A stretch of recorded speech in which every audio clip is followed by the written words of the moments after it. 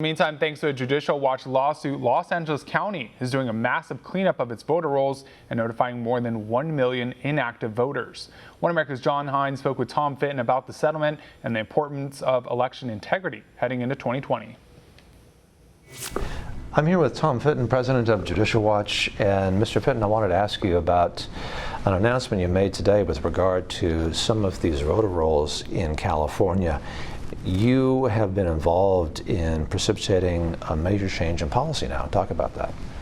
Well, Judicial Watch sued the state of California and specifically Los Angeles County over their failure, as required by federal law, to take reasonable steps to clean up their voting rolls. The California Secretary of State also has told other counties in California, like San Diego, where it's a bit of a mess there, you need to start following the federal law and take reasonable steps to remove people from the rolls.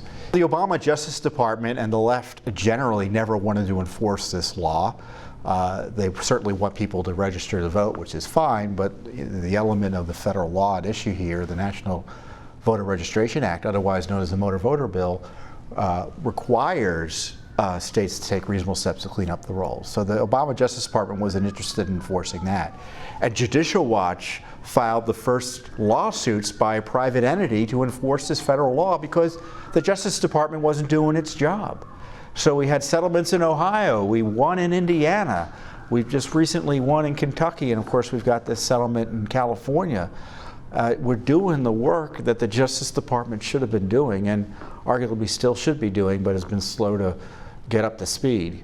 If you look at the nationwide numbers, there are probably 3.5 million names in the rolls in various jurisdictions that shouldn't be there.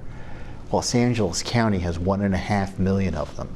So this process is going to cut that national problem of dirty voting rolls almost in half. If you've got people on the rolls who shouldn't be there or have died, it's easy potentially for people to vote in their names and no one's going to know about it.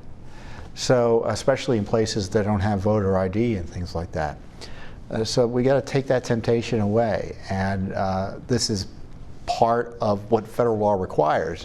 What's important is states were ignoring the law, allowing their rolls to get dirty, like in California, and thankfully, and credit to the state of California and Los Angeles County, that they agreed, yeah, the law requires this.